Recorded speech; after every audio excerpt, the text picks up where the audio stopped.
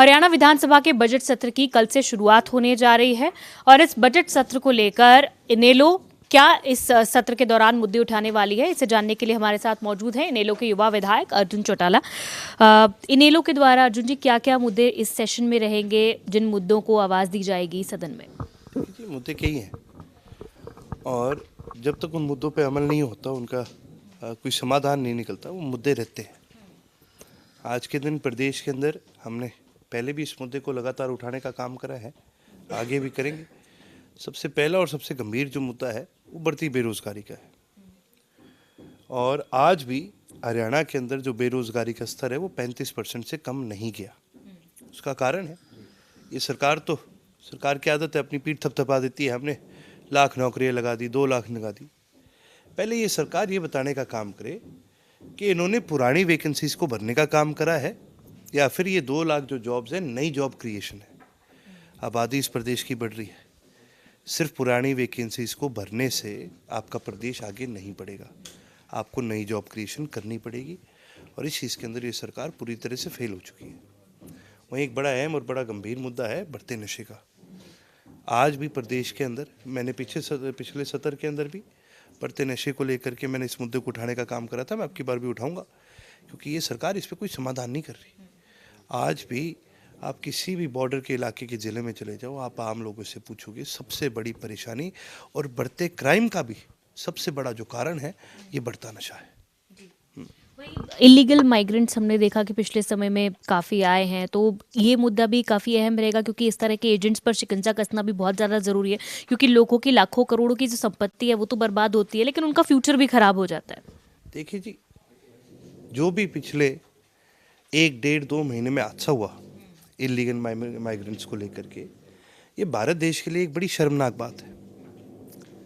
यूं तो रोज हम देखते हैं नेशनल मीडिया पर ये बीजेपी वाले रोज अपनी पीठ थपथपा रहे होते हैं, कह रहे मोदी जी आए हैं, पूरी दुनिया भर में भारत का नाम हो गया, पूरी दुनिया भर में भारत का नाम हो गया। भारत के नागरिकों को हथकड़ियों में बांध करके मिलिट्री प्लेन के अंदर ला के वापस छोड़ के चले गए, तब आपकी बेइज्जती नहीं हुई? और जिन लोगों ने गैर कानूनी तरीके से लोगों के पैसे हड़प करके उनको वहाँ भेजने का काम करा, उनके ऊपर भारत सरकार ने या हरियाणा सरकार ने जब से ये हुआ है क्या कार्रवाई करिए? एक सिंगल अगर मेरे को ये बता दें कि भाई ये एजेंट्स हैं, ये हमने आइडेंटिफाई करे हैं, ये लीगल काम कर रहे हैं, इनके ऊपर हमने ये कार्रवाई करी है, तो भी मैं मानूं कि सरकार कुछ कर रही है। एक सिंगल आपको ऐसा इंसिडेंट देखने को नहीं मिलेगा जहाँ पर किसी के ऊपर भी हम सवाल सारे ये करते हैं, कार्रवाई करी है, सरकार बोलती है हाँ जी करेंगे। अरे कोई नाम बताओ, कोई लोग बताओ, क्या धारा लगाई गई, कितने साल की सज़ा कही गई, कौन से कोर्ट में चल रहा है, कौन सी एजेंसी इसको इन्वेस्टिगेट करी, कुछ बताओ तो सही। जब हो ही नहीं रहा, जब बता ही नहीं रहे, तो फिर इसका मतलब सरकार भी इन एजेंटों के साथ मिली हुई है। आज सर्वदलीय बैठक भी है हरियाणा विधानसभा में और बीएससी की मीटिंग भी है, आप भी उसमें विशेष आमंत्रित सदस्य हैं। क्या बीएससी की मीटिंग में आप अपनी बात रखेंगे कि सत्र कितना लंबा होना चाहिए, कितने मुद्दे, उसमें कितना बिजनेस आना चाहिए, इसको लेकर क्या अपनी बात? बिल्कुल, देखिए जी, हमारा ये मानना है कि सत्र लंबा होने से आम जनता को हमेशा ज़्यादा फायदा मिलता है। उसका एक सिंपल सा कोरिलेशन है कि जब सत्र लंबा होगा तो चर्चा ज़्यादा होंगी, मुद्दे ज़्यादा डिस्कस किए जाते हैं और जो भी बात सत्र में डिस्कस करी जाती है वो ऑन रिकॉर्ड होती है। और ऑन रिकॉर्ड का मतलब है कोई भी पब्लिक का आदमी उसको कभी भी एक्सेस कर सकता है। जितनी ज़्यादा पब्लिक के लिए ट्रांसपेरेंसी बढ़ेगी उतना ही इस देश की और प्रदेश की जनता को फ़ायदा होता है। वहीं अगर बात करें तो सदन में मुश्किल ही है कि कल भी सीएलपी लीडर मौजूद होगा। हम देख रहे हैं कि कांग्रेस ने कल भी एक काफ़ी बड़ी बैठक दिल्ली में की, लेकिन उससे कोई निष्कर्ष उसका निकला नहीं। सीएलपी लीडर अभी भी वो चुन पाने में नाकामयाब हैं।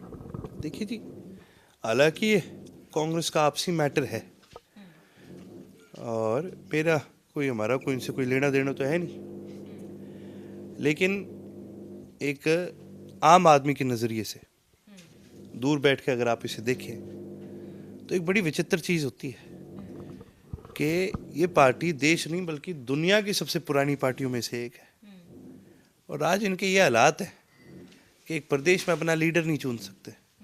तो आप खुद ही समझ ले ये पार्टी क्या ही किसी का भला करेगी।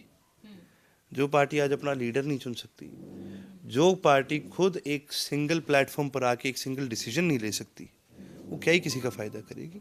ये अपने आप में इस डेमोक्रेसी की एक बहुत बड़ी कमजोरी ये कांग्रेस पार्टी दिखाती है। जी, बहुत शुक्रिया बातचीत करने के लिए। तो अर्जुन चौटाला हमसे बातचीत कर रहे थे, जिन्होंने बताया है कि कई सारे मुद्दे हैं, भ्रष्टाचार हो, लॉ एंड ऑर्डर का मुद्दा हो, एजुकेशन का मुद्दा हो, जो सदन में आईएनएलडी के द्वारा उठाया जाएगा। और वहीं कांग्रेस पार्टी को लेकर भी उन्होंने सवाल खड़े किए हैं, क्योंकि वो अपना लीडर चुन पाने में नाकामयाब है।